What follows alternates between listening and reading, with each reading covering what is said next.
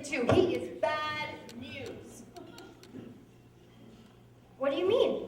Well, I was walking through the courtyard of the high priest, because that's where they took him, and I saw one of the men who had been with Jesus warming himself by the fire. One of the servant girls noticed him too, and she went up to him and she said something, and then he got all upset and he stormed off. And she followed him, and they came over to where I was standing, and she started saying to all of us that he was a friend of Jesus. He was a Galilean, someone who followed him. And he, get this, he denied it. So I said, well, you most certainly are one of Jesus' friends. I saw you in the upper room with him and in the garden with him tonight. And that man, they say his name is Peter, he swore an oath that he did not know Jesus, that he didn't even know who we were talking about. Can you believe it? And then the cock crowed, announcing a new day. And you know what that good-for-nothing friend of Jesus did? He cried. He cried like a baby, bawling his eyes out. And then I realized how terrified he must be, and how awful he must have felt because he denied his friend. He was just so afraid of what the authorities might do to him if they found out he was a follower of Jesus.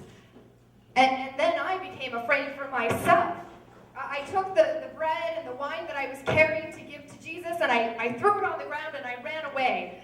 That Jesus is in big trouble, and anyone associated with him is likely to be in big trouble too.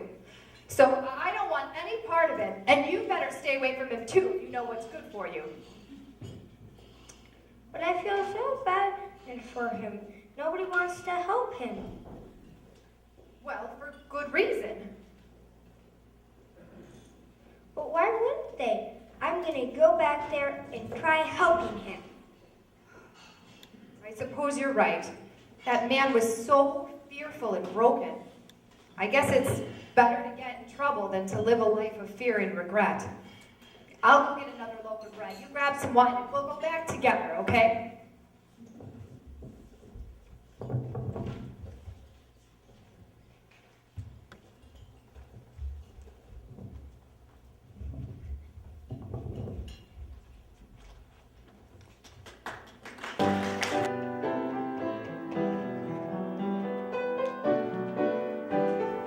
At your tables, you have some rocks and some crayons, and there should be a permanent marker or two and a charcoal pencil marker / marker in your little pot.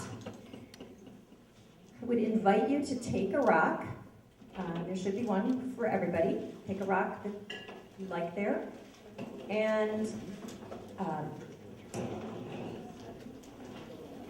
since we were just listening to our friends arguing about fear and Jesus and following Jesus and staying with Jesus, this rock will be a reminder for us of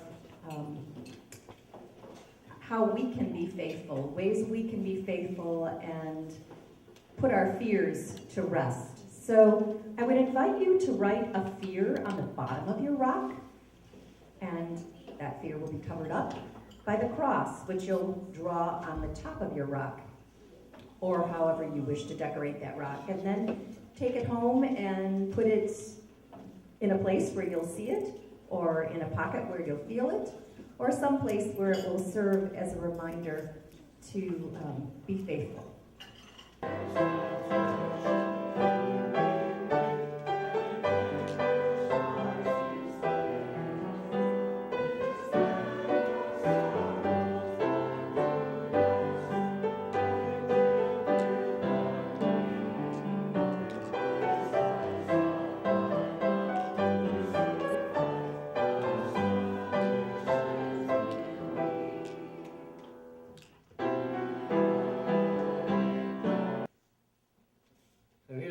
Question. Have you ever stood by and said nothing when someone was being dissed or picked on?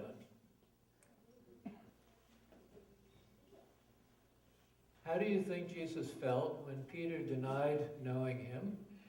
And how do you think Peter felt?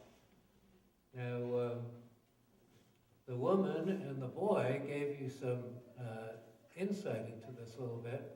And of course, you could also say, oh, he felt bad. But I want you to go deeper than that. And I'd like you to spend a little time talking about the experience of Jesus and Peter in this circumstance of denial.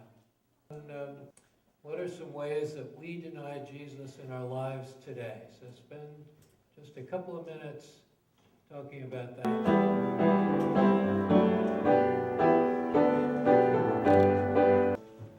The grace that you give us that allows us to live each day and to live even beyond death as part of your family. We think of all the needs that there are in this world, and we pray that we would be attentive to those needs and do what we can to be part of what you are doing in this world to restore and reclaim your creation. And now we offer particular prayer requests.